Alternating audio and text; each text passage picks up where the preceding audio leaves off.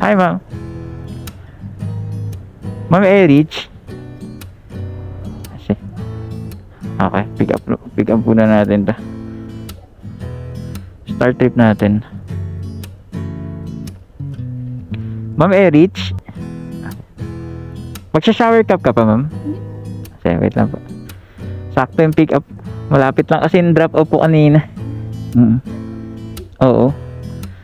Mukhang sa Starbucks si ma'am nagtatrabaho ah. Okay, wait lang. Okay, sige. Okay. Kaya ma'am. Sige. Dito kayo ma'am. Dalag. Yeah. Nagbablog kasi ako ma'am. Okay ba masama kayo sa vlog? Sige. Okay na.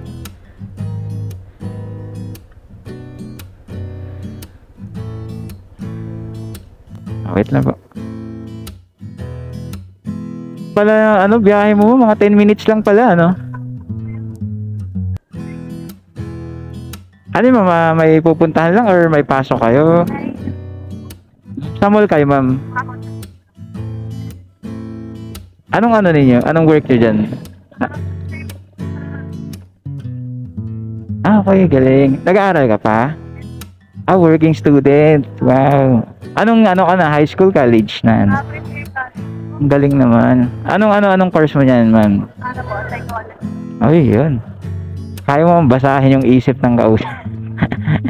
May mga ganun na. Pero ang galing na, may na-vlog din ako dati mo eh. Nag-aaral siya, tapos nagtatrabaho naman siya sa Jollibee. Yun. Nakakatuwa lang din kasi minsan na may mga vlog na gano'n na working student. Kasi, ilang taon ka na po? 19, pero alam mo na yung hirap sa mga ginagawa. So, dati, pag 19, parang ano ka pa eh. Hindi ka pa ganun ka responsibilidad sa mga bagay-bagay, di ba? Bakit mo pinasok to, ma'am? Itong... Work po? Nag-experience sa mga stepping stone din po para sakaling makagraduate ako ng maaga. Mas may experience na ako sa bagay-bagay. Galing, no? Pero, yung tuition mo ngayon, sinong... Ano po? Hindi ko pag-aalam, pero parang ako na po mag-aalam sa lahat. Dahil natin alawan. Talaga? Galing naman. Ayoko nang nagbalayan ng matulungan mag-event pa ako mga. Ilan ba kayo lahat, ma'am, magkakapatid? 5 po. Dami rin, no? Pero masaya yun, 5. Pero mga bata pa sila, o... May dalawang mas matanda sa akin. Dalawang mas bata. May pamilya na rin sila, yung dalawa. Galing, no? Ikaw, marunong ka na mag-sacrifice at a very young age. So, 90 years old. Nakakabilib. Oo. Ano ba yun? Meron ba kayong pinagkakabalang business o sa bahay lang din na o may trabaho din sila?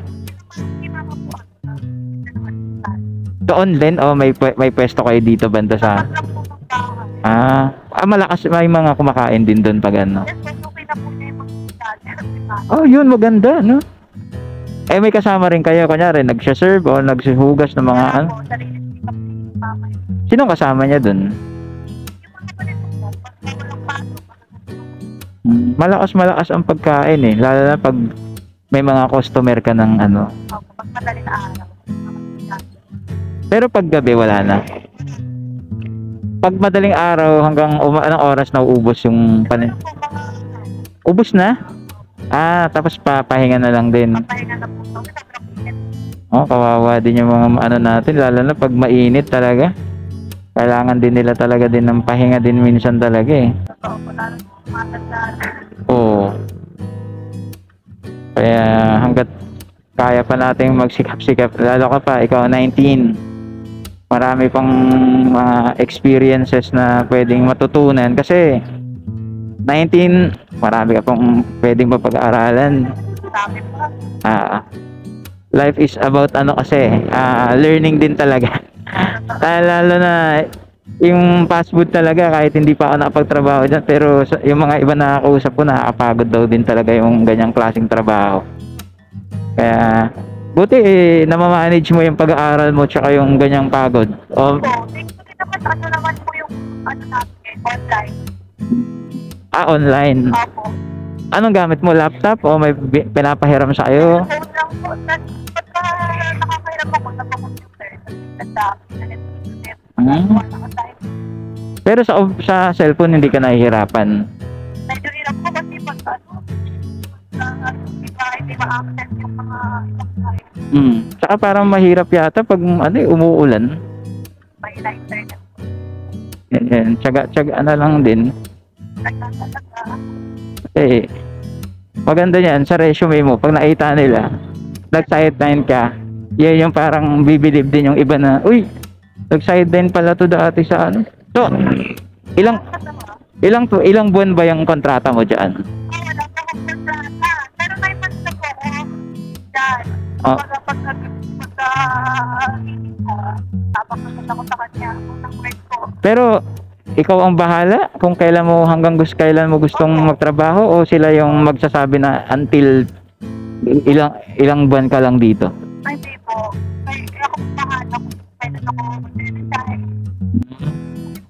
Pero ilang ano ka dyan, ibig sabihin anong araw, anong oras pasok mo? Ano po?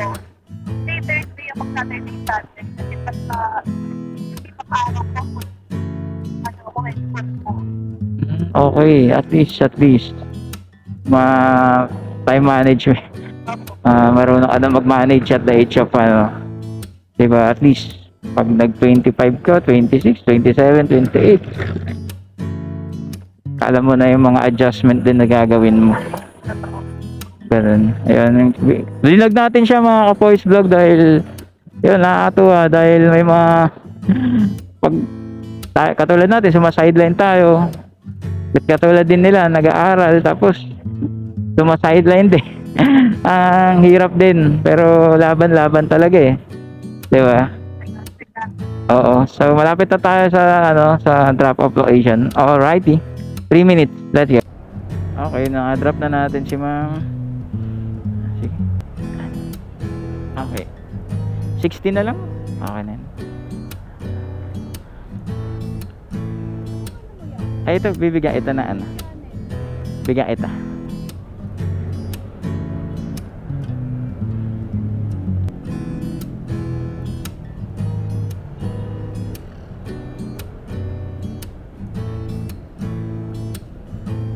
Ito. Ba, pwede nyo i-follow sa Facebook tsaka sa YouTube. Ay, teka. Sira ata yan nabigay ko.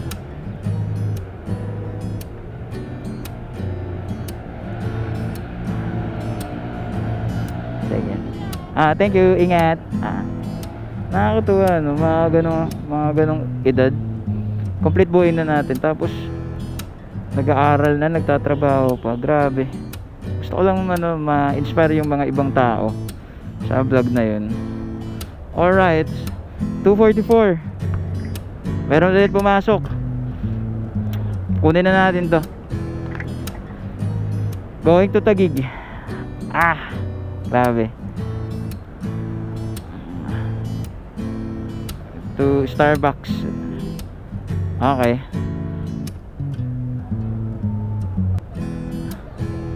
Okay, mag-u-turn pala tayo. Okay, sige.